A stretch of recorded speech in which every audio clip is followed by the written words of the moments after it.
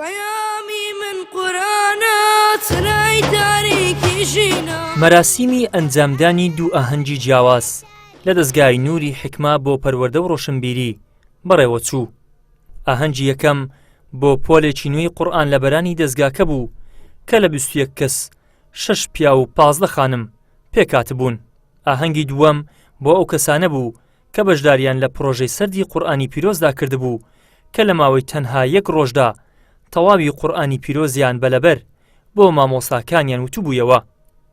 سەرۆکی دەستگای نووری حکما کە بەشداربووی پرۆژەی سەردی قورئانە دەڵێ ئەوەی ئێستا دەیبینن بەرووبوومی چەندین ساڵەیە و بەپێی بەرنامەی دەستگا هەر کەسێک بە 8 ساڵ دەتوانێت تەواوی قورئانی پیرۆز لەبەر بکات.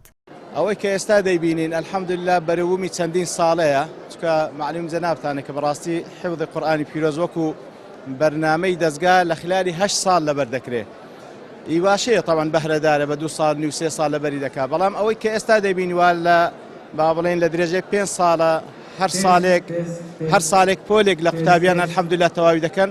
بەرووبوومی چەندین ساڵەکە لە 2007 دەست پێکرایە پرۆژەی سەردی قورئانی پیرۆز. ئەلحەمدوللا ئێمە وەکو دەستگای کەم دەستگاین لەسەر ئاستی کوردستان و عێراق کە ئەو تەجروبەیە بە فەزلی خوای گەورە ئەنجام درا کە بریتە لەوەی کەوا حافظی قورئان لە سوورەتی الفاتحە تا سوورەتی ئەناس واتە هەرسی جوزئە قورئان لە یەک ڕۆژدا لە دوای نوێژی بەیانی و هەتا وەکو نوێژی مەغریب یاخود نوێژی عیشا تقریبا 10 سعات دەخایەنێ. حافظ قورئانش گوێی لە ڕادەگریتن لە بەوەی کەوا ئەو وەقەفاتانەی کە دەبی یاخود ئەخطای هەیە لەسەری تۆمار دەکا. بەشێک لەو قوتابیانە توانیویانە لە ماوەی 2 ساڵ و 6 مانگ و بەشێکی دیکەشیان لە 3 ساڵدا توانیویانە تەواوی قورئانی پیرۆز لەبەر بکەن. دەڵێن تەمەنی خۆمان لە دەستگای نووری حکما بەسەر بردووە. الحەمدوللا سوپاس تاش بۆ خوای گەورە لە ماوەی 3 ساڵدا تەواوی قورئانی پیرۆزم لەبەر کرد. ڕاستەکەی دەستگای نووری حکما جیاوازی لەگەڵ دەستگاکانی تر ئەوەیەکەوە بە پلان و بەرنامەی شەکانیان دەکرێت. لێ الحەمدوللا بەرهەمی زیاتر دەبێ و ساڵێ پۆلی قورئانە بەری زیاتر دەبیتن و خوای گەورە یارمەتی دەرا ئینشاءڵڵا شتی باشتریش دەکەن. بەڕاستی هەوڵدانی دەوێت لەبەرەوەی کە ئەتوو ئەو دەتەوێت ئەو کەلامە لە سنگی خۆت بپارێزی بەڕاستی زۆر گوتنەوەی دەوێت زۆر دەورکردنەوەی دەوێت. یعنی بە ماوەی 2 ساڵ و نیو توانیم هەموو قورئانی پیرۆز بەرکەم الحەمدوللا.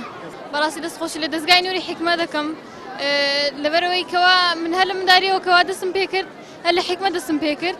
بەشداربوویەکی دیکەی سەردی قورئانی پیرۆز دەڵێ توانیم لە 12 کاتژمێردا و لە یەک ڕۆژدا تەواوی قورئانی پیرۆز بۆ مامۆستاکانمان بڵێینەوە. من بەشداریم لە پرۆژەی سەرد کرد کە بریتە لە خوێندەوەی قورئانی پیرۆز لە ماوەی یەک ڕۆژ کە سوپاس بۆ خوای گەورە لە ماوەی 12 سعات تەواو بووم. و ئەم پرۆژەی زۆر گرنگە. قورئانی پیرۆز کتێبێکی زۆر گەورەیە، زۆر پیرۆزە و ڕۆح و نور و هیدایەتە و هەم شیفا و شەفعیشە. تاکو ئێستا بۆ 123 کەس کە تەواوی قورئانی پیرۆزیان لەبەر کردووە دەستگای نووری حکما بۆ پەروەردە و ڕۆشنبیری 5 ئاهەنگی ئەنجام داوە. ئەوانەشی تاکو ئێستا نمرەیان کەمتر بووە لە 185 ژمارەیان 134 کەسە. واتە دەستگاکە تاکو ئێستا زیاتر لە 252 قورئان لەبەری هەیە. ئیدریس محەممەد کەناڵی ئاسمانی پەیام هەولێر.